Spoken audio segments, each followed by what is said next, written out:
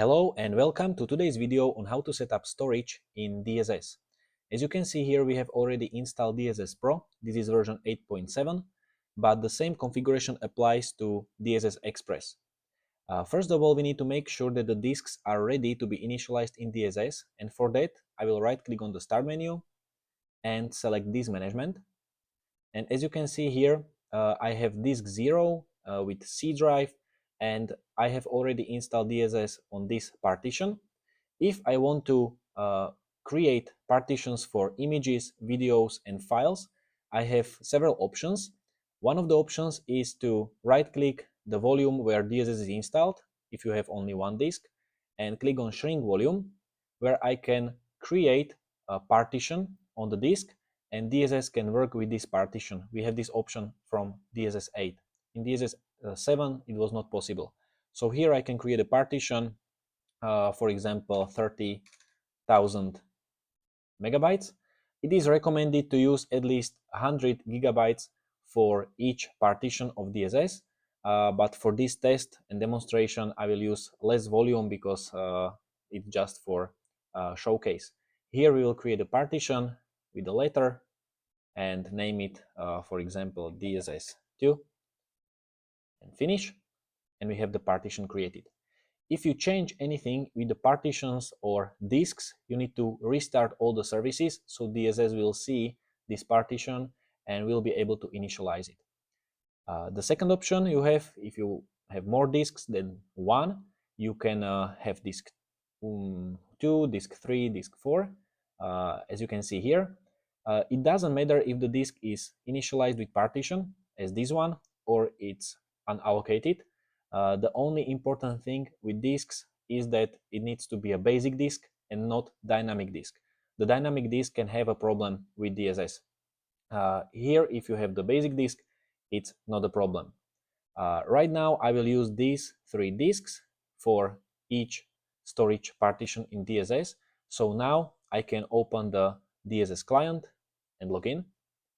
As you can see here, everything is gray because I don't have a license authorized, but the storage can be initialized even without license. So I will click on storage and select server disk, and here you can see that DSS initialized the first 3 drives. Since I created this partition after the services are started and I didn't restart the services, the partition is not available here, but the ones that were created before are available.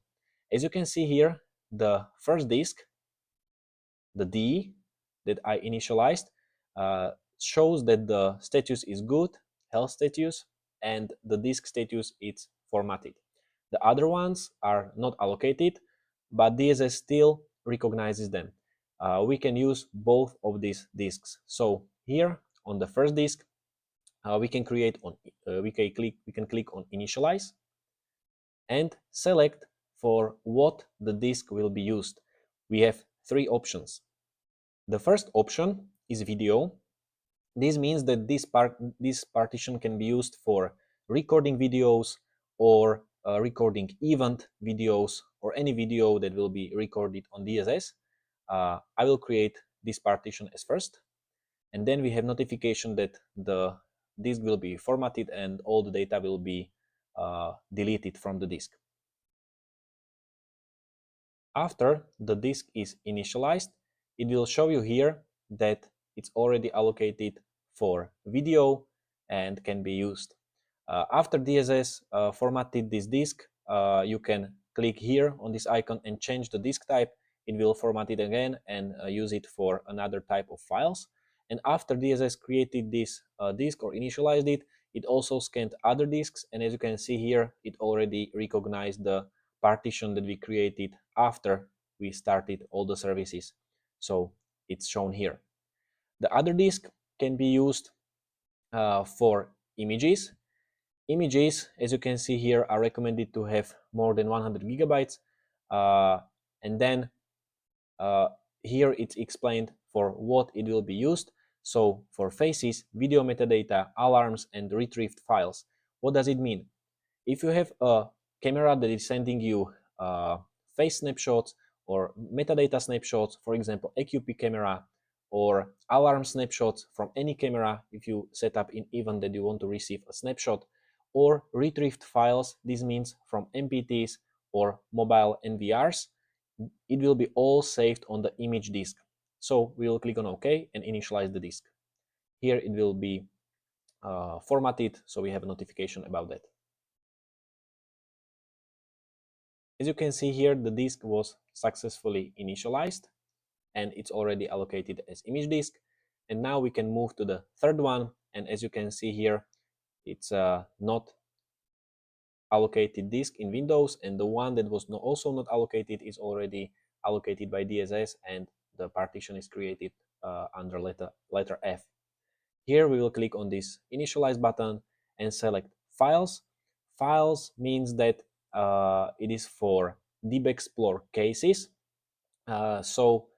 These case files and evidence files will be saved on this disk. And as you can see here, if the disk becomes full, the data will not be overwritten, and rendering will be unavailable for further storage. This means that if you create cases, they will not be formatted. You need to manually delete them from the drive, and the data is secured on the disk. So we'll click on OK to initialize it and click on OK here. So the third disk was successfully initialized, and here you can see that the disks are formatted and in good health status. If you want to change something, you can click here on the cogwheel and it will change it for you, or you can click on format the disk and it will clear all the data on the disk. Now we move to the part called network disk, where you can add iSCSI storage either from NAS or from Dahua EVS. We recommend to use Dahua EVS, and here you can select user mode, and I will show you in the web interface of Dahua EVS how you can set it up. So here you go to IPSAN and share control, select iSCSI on boot up and click on OK. Now we go to storage pool and click on add and name our pool name. In this case, we will put pool name test and select the volume which you want to share in the pool. In this case, the first one. Click on OK. It will clear all the data on the disk. And here you can see we created the pool. Now we go to share account, click on add, put our username we want to use there. We will fill the username later in DSS network disk part. Leave the server type to iSCSI and put password and also confirm the password.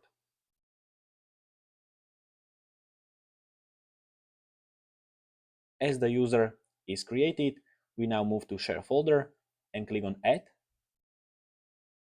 And here we will name our directory. We select the pool name, and as you can see, we have free capacity of 4652 gigabytes. We select it there, select the username test and click on OK.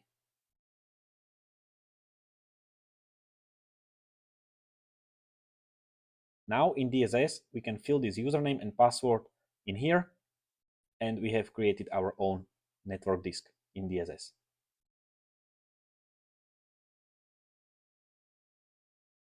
Then here we have a disk group. What does this mean?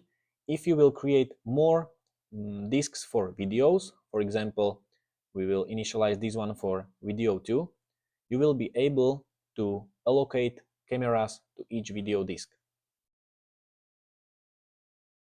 So after the disk is successfully initialized, we can go to this group and create our own disk group. As you can see here, we see the capacity and letter of the disks, and we can create, for example, disk group 1 with the first disk. And in the next step, you can allocate cameras to the disk. Right now we don't have any cameras connected, but these cameras will record only on the disk. And if you have some prioritized cameras, for example, from some secured installation, and you want them to be recorded on a storage with a large capacity so you don't lose the files by overwriting, you can allocate them to this disk group. You can, of course, put more disks in one disk group, so you can create some kind of soft RAID. Now we can move to device storage config, where you set up if the storage should be used from NVR, IVD, or IVSS. In this case, we have IVSS device here, and when we click on the config button, you can see here that the first option is to set event image storage location. This means that if you receive metadata images or face or license plate images or any other event images, it will be linked directly to the device. This means that if you don't have image disk on DSS, or if you have image disk on DSS but you want to save the storage and want to use primarily the storage on the device, you can choose this option. If you choose save to central storage, the disk for images or IPSAN storage network disk will be used. Second option is event video storage location. This means that when the video is recorded from the event, you can select both, link to videos on device or save to central storage, or you can choose only one option, so it will be linked only to the videos on the device. This option is also available for cameras if they have SD card, so you can choose this option too. Here you have retention time of images and videos on device, so you can set for how many days the storage will be used. So for example, you can set up 14 days according to your local laws or your needs. So this is how you can work with this part, and here you can see that it changed the option. So that's all for this. Thank you very much for watching, and if you have any questions, please ask them in the comment section.